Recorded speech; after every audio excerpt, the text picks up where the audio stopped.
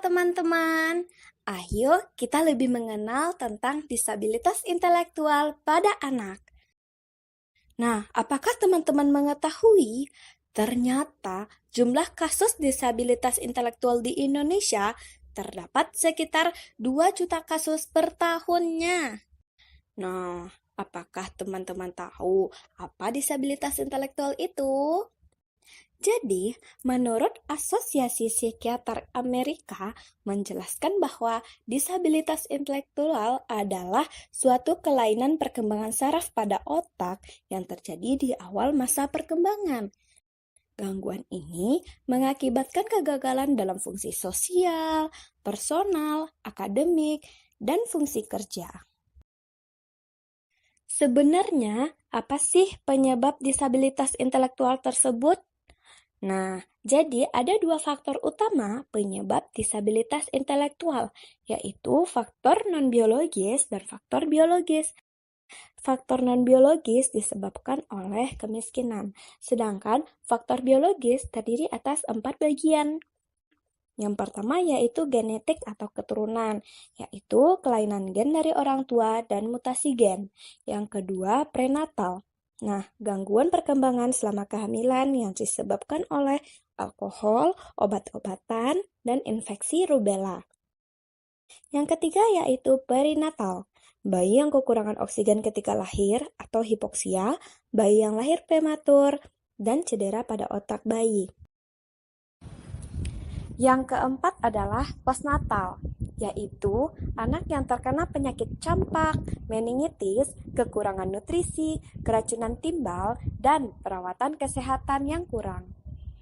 Berdasarkan skala Binet, kategori disabilitas intelektual dibagi menjadi 4 bagian.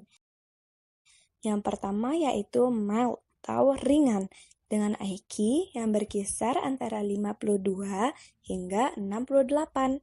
Yang kedua yaitu moderat atau sedang, di mana IQ-nya berkisar antara 36 hingga 51.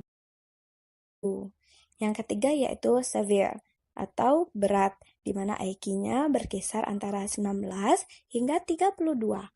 Yang keempat yaitu profound atau sangat berat, di mana IQ-nya kurang dari 19.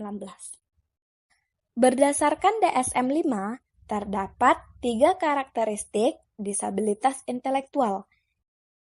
Yang pertama, defisit dalam fungsi intelektual, seperti penalaran, pemecahan masalah, perencanaan, pemikiran abstrak, penilaian, pembelajaran akademis, dan belajar dari pengalaman.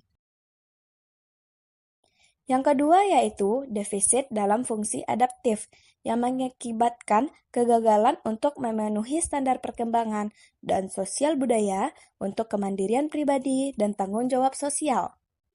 Tanpa dukungan berkelanjutan, batas defisit adaptif berfungsi dalam satu atau lebih aktivitas kehidupan sehari-hari, seperti berkomunikasi, partisipasi sosial, dan kehidupan mandiri.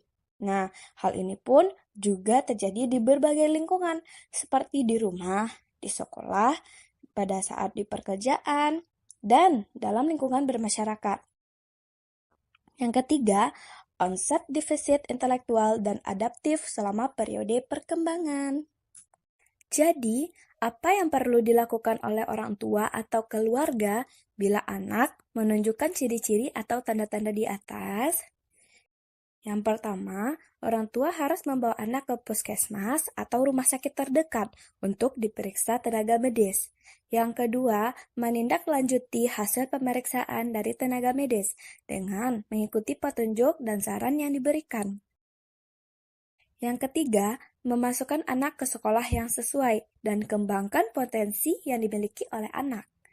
Yang keempat, mengajarkan sesuatu secara bertahap dan berulang-ulang. Yang kelima, perlu diingat nih bahwa kebutuhan biologis anak dengan disabilitas intelektual adalah sama dengan anak lainnya.